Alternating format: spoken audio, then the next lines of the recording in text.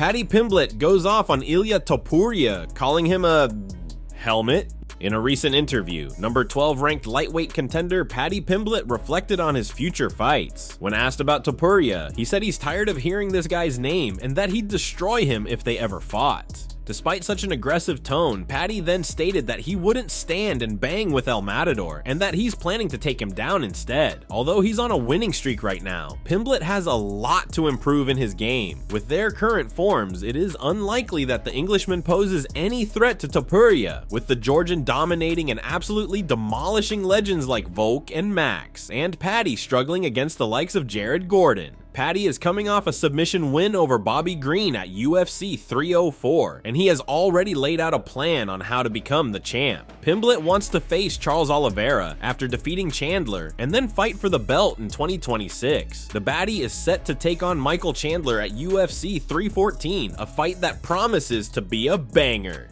Yeah, I can see myself knocking him out, to be honest. I think everyone underestimates me, lad, but he's just looking at this fight thinking, oh, my teammate Jared beat him, when he lost the decision. But a lot of people think I lost that fight, and he's just going to use the same game plan as Jared, so I hope he does. You know what I mean? I hope he comes in thinking that I'm the 2022 version of me, when I'm a completely different fighter now.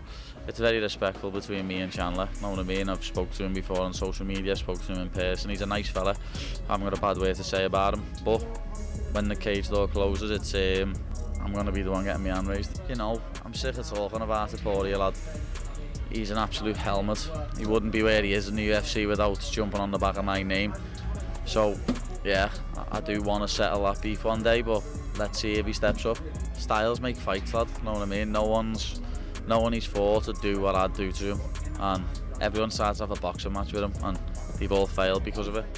Cory Sandhagen believes Sean O'Malley could have an advantage in a potential rematch against bantamweight champion Merab Dvalishvili. Although the champ dominated their first fight at UFC 306, Suga has argued that he wasn't at his best due to a hip injury that later required surgery. With UFC CEO Dana White hinting at an immediate rematch, Cory acknowledges that O'Malley's star power plays a role in the decision, but also sees why he could perform better this time. He points out that Sean's only real success in their fight was a hard body kick late in the final round, but in a rematch he'll have another 25 minutes to find an opening. And Cory isn't the only one to point out the significance of the mentioned kick. Merab himself has stated that the kick was one of the hardest shots he has taken. The Georgian champion is willing to give Suga his rematch, with the former champ promising a vastly improved performance this time, the key factor being his now resolved hip issues. Sandhagen believes this increases O'Malley's chances of landing a fight-changing shot.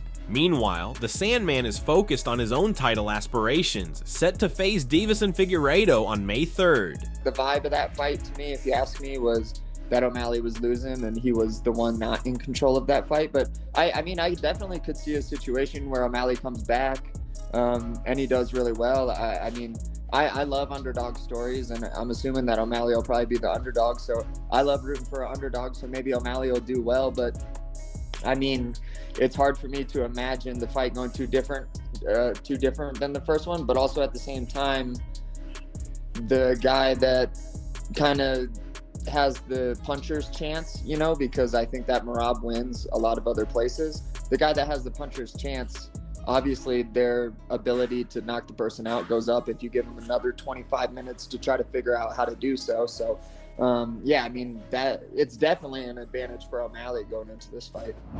During a recent podcast appearance, former interim champ Colby Covington revealed that a boxing fan confronted him while he was attending the Gervonta Davis vs. Lamont Roach fight this month. Over the years, Colby has been involved in multiple altercations, not just with fellow fighters like Kamaru Usman, Jorge Masvidal, and even his own teammate Themba Gorimbo, but also with random fans, all due to his relentless trash talk. However, despite being one of the toughest and most fearless competitors inside the octagon, Colby's demeanor demeanor in real-life situations often seems completely different. Time and time again, when confronted outside the cage, he appears hesitant, caught off guard, or outright unwilling to engage, a stark contrast to the persona he portrays in the fight game. Covington is coming off a controversial doctor stoppage loss to Joaquin Buckley and has now fought for the UFC welterweight title 3 times, falling short in all of them, while he remains confident that he will make a 4th run at the belt given his age and the current state of competition in the division. That seems like a long shot.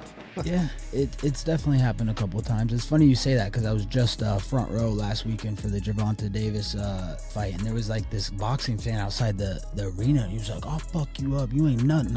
He was looking at me, he's like, "Let's size up right now, let's do it." And I'm just like laughing. I was like, "Ah, man, I'm glad you believe in yourself, man. You should believe in yourself. That's awesome, dude." But you know, I'm thinking deep down, I didn't want to like egg him on and like, what do I have to prove in the streets? Like, I fight for a lot of money, like a big paycheck, you know, and what do I have to prove to this guy? I prove my worth in the UFC octagon, you know. If you're so tough, why aren't you fighting in the UFC octagon against the best fighters in the world? I'm beating up people that have been training for 20, 30 years that their craft is to put someone else in the hospital, and I'm putting them in the hospital. I'm making them look like little kids, so I just have nothing to prove to those people. They can say whatever they want, you know. We realize this is America and you can have a different opinions, but one thing we all do need to agree on is we need to love our country. You better not disrespect America.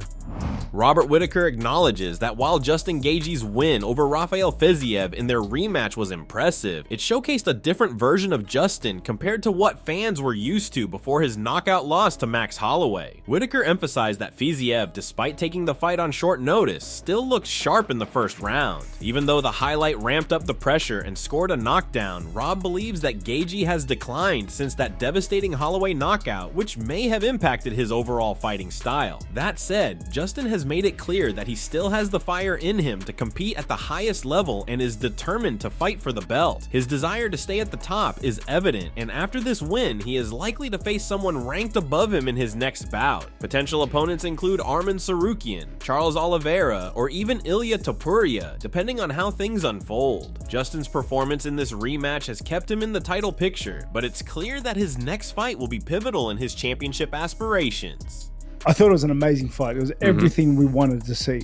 Yes. But I don't know if the Gaethje that fought Fiziev in that second fight is the same one that fought him in that first fight. I just thought there was something off. I thought he might have been half a clip behind or something. Because, and don't get me wrong, like I'm a big Gaethje fan. Gaethje fan. And Fiziev's a hard fight for anyone, especially if you're just going to take it to him in the hands. Yeah. But Fiziev took this fight on 12 days' notice. Looked so good in the start of the fight. And I feel like comparatively to their first to second fight, I felt like Gaethje had a little bit more in him. I don't know if you saw that as well. It's like it was a standard Gaethje performance, like, but I just felt like it wasn't the same Gaethje we saw pre-Holloway. That's it from MMA Psycho. Thanks for watching. Don't forget to leave a like and subscribe for daily MMA news.